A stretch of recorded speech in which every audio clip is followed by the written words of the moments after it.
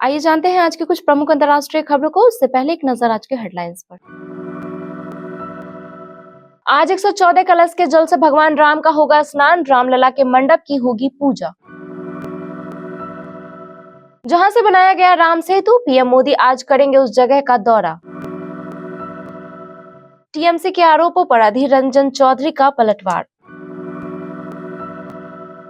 कड़ाके की ठंड से कब मिलेगी राहत, मौसम विभाग ने बता दी तारीख। नीतीश कैबिनेट में बड़ा फेरबदल, शिक्षा विभाग से चंद्रशेखर की छुट्टी, 3 मंत्रियों के विभाग बदले। इजराइल में फिर शुरू हुआ पीएम नेतन्याहू का विरोध, तेल अवीव में जुटे हजारों प्रदर्शनकारी। संयुक्त राष्ट्र महासभा के अध्यक्ष डेनिस फ्रांसिस 22 से 26 जनवरी तक भारत की 5 दिवसीय आधिकारिक यात्रा पर आ रहे हैं।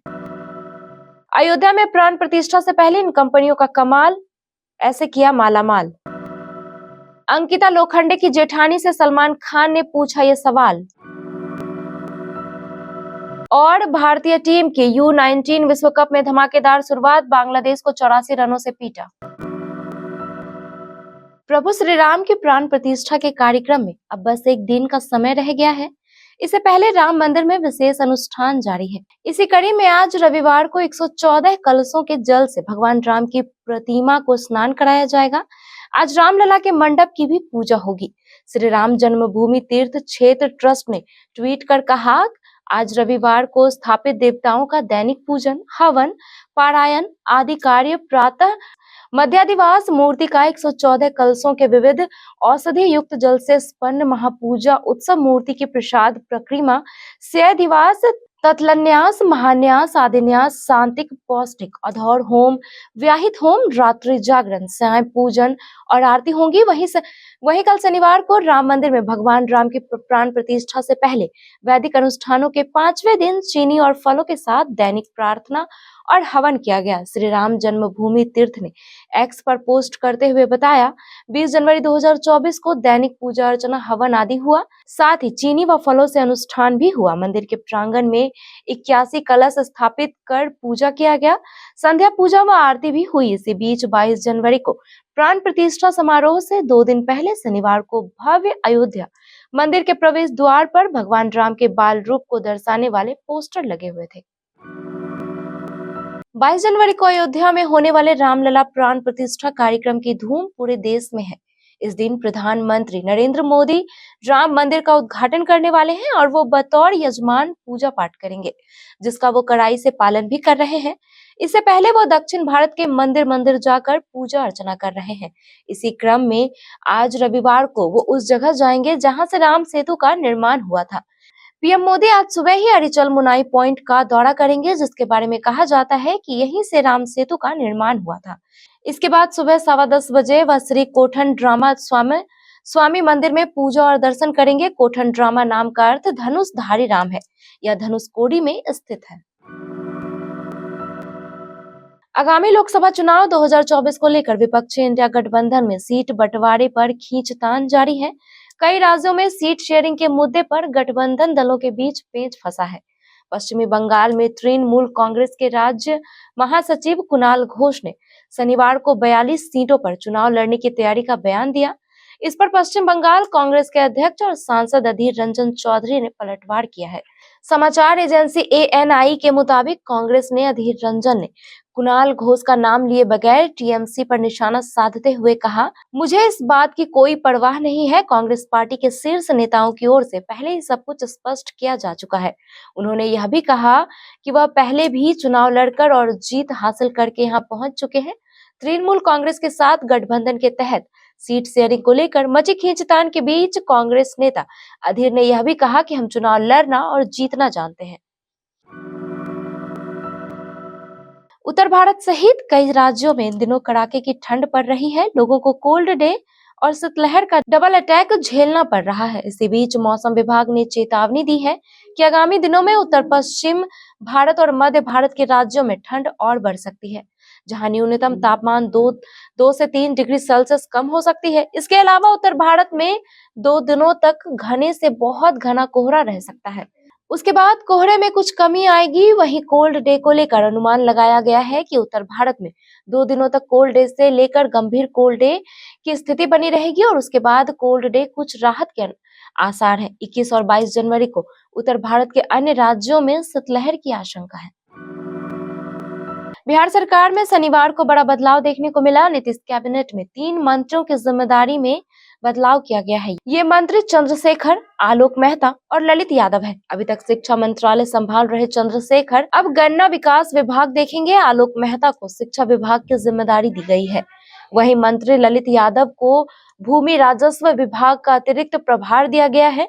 बताते चलिए कि ये सभी मंत्री आरजेडी कोटे के हैं। ललित यादव के पास पहले से लोक स्वास्थ्य अभियंत्रण विभाग है। शिक्षा मंत्रालय संभाल रहे चंद्रशेखर की छुट्टी कर उनकी जगह आलोक मेहता को इस विभाग का मंत्री बनाया गया है। चंद्रशेखर का शिक्षा विभाग के अपर मुख्य सचिव के पाठक के साथ लंबा विवाद रहा है। के पाठक लंबी छुट्टी के बाद कल काम पर वापस लौटे थे। गाजा में हमास के खिलाफ चल रहे युद्ध के बीच शनिवार को एक बार फिर प्रधानमंत्री बेंजामिन नेतन्याहू की सरकार के खिलाफ जमकर विरोध प्रदर्शन देखने को मिला। हजारों इजरायली तेल अवीव में एकत्र हुए और पीएम नेतन्याहू पर देश की सुरक्षा को खराब करने और फिर से चुनाव कराने की मांग की। दरअसल पिछले लंबे समय से सरकार के खिलाफ इजरायली विरोध प्रदर्शन कर रहे हैं। हालांकि पिछले साल हमास के हमले के बाद इन पर रोक लग गई थी, जो अब एक बार फिर से शुरू हो गए हैं। वहीं कुछ समय पहले किए गए जनमत सर्वेक्षणों में भी नेतन्याहू के लिए कम समर्थन देखने को मिला है। लोग सत्ता परिवर्तन की मांग कर रहे हैं। इसी कड़ी में शनिवार रात को तेल अवीव चौराहे पर बड़ी संख्या में लोग जुटे और सरकार के खिलाफ विरोध प्रदर्शन किए।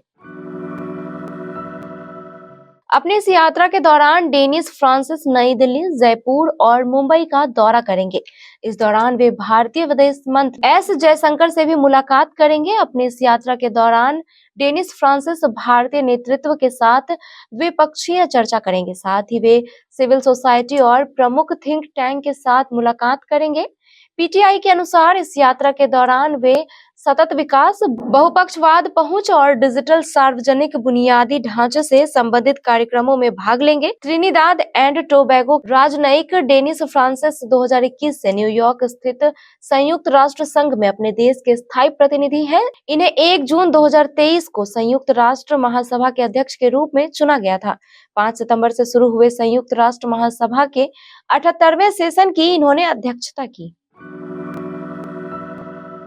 इसे संयोग ही कहेंगे कि निफ्टी का लाइफ टाइम हाई 22,124 का कनेक्शन राम मंदिर की प्राण प्रतिष्ठा से जुड़ गया है। हम ये बात इसलिए बोल रहे हैं क्योंकि प्राण प्रतिष्ठा की तारीख 22/1/2024 ही है। वास्तव में अयोध्या में प्राण प्रतिष्ठा का उत्सव साफ तौर पर शेयर बाजार में दिखाई दे रहा है, जिसकी महक निवेशकों को करीब 10 शेयरों में साफ आ रही है। इन 10 शेयरों ने जनवरी के महीने में 148% तक की छलांग लगाई है और निवेशकों को मालामाल करने में कोई कसर नहीं छोड़ी है। जिन 10 शेयरों की बात हम करने जा रहे हैं वह सिर्फ ट्रेवल एंड टूरिज्म से ही नहीं बल्कि होटल और बाकी कंपनियों से भी संबंधित है, जिसमें आने वाले महीनों में कई गुना उछाल देखने को मिल सकता है। उदाहरण के लिए SIS लिमिटेड के शेयरों में शनिवार को 18% की तेजी देखने को मिली। यह तेजी तब देखने को मिली है जब इस बात की घोषणा की गई कि प्राइवेट सिक्योरिटी ग्रुप अयोध्या में श्री राम जन्मभूमि कैंपस में सुरक्षा के लिए अपने कर्मियों को तैनात करेगा। बिग बॉस 17 का आखिरी वीकेंड का वार आ गया है, जिसमें सलमान खान केवल घर वालों की क्लास लगाते हुए ही नहीं बल्कि उनकी फैमिली से भी सवाल पूछते हुए नजर आएंगे। दरअसल इस हफ्ते मौजूदा कंटेस्टेंट के फैमिली मेंबर्स स्टेज पर आए और होस्ट सलमान खान ने उनसे सवाल पूछे। इसी का प्रोमो सामने आया है, जिसमें सलमान खान विकी जैन की भाभी यानी अंकिता लोखंडे की जेठानी से उनकी सासू मां द्वारा मीडिया के बयान पर सवाल पूछते हुए नजर आ रहे हैं। आईसीसी अंडर-19 विश्व कप 2024 में भारतीय क्रिकेट टीम ने अपने पहले मैच में बांग्लादेश को 84 रन से हरा दिया। इस तरह टीम इंडिया ने टूर्नामेंट में जीत के साथ धमाकेदार आगाज किया है। मुकाबले में बांग्लादेश की टीम ने टीम इंडिया को पहले बैटिंग के लिए बुलाया था। पहले बल्लेबाजी करते हुए भारतीय टीम ने निर्धारित 50 ओवर के खेल में 251 रन का स्कोर खड़ा किया था।